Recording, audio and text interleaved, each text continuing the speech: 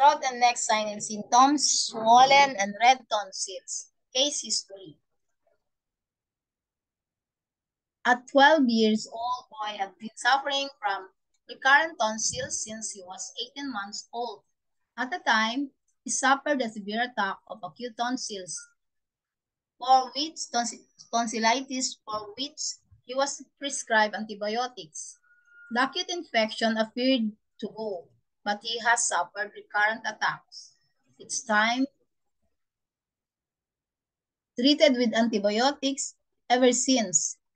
At the time of consultation, apart from the recurrent tonsillitis, his main symptoms were a constantly black nose, recurrent sore throat, earache, cough, and catarrh, and were aggravated in winter and alleviated in summer.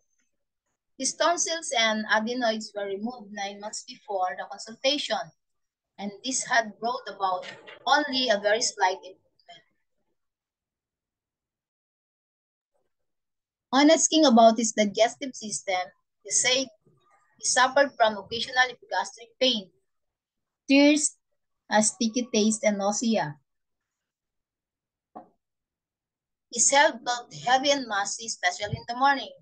His pulse was weak in general, and his tongue was slightly red, slightly swollen, and with a thin sticky yellow coating. Diagnosis. This case is an example of residual pathogenic factor in a child.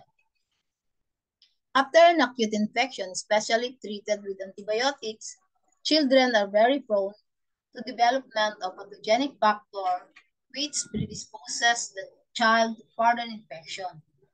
These are treated with more antibiotics. The residual pathogenic factor becomes further entrenched in this vicious cycle, which may last for years. In this case, the first attack of tonsillitis, treated with antibiotics when he was 18 months old, was obviously followed by the retention of a pathogenic factor. In this case, damp heat in the head, apart from the black nose, the earache, chronic tonsillitis, and sore throat. The presence is confirmed by the epigastric pain, thirst, sticky taste, nausea, and sticky yellow tongue coating.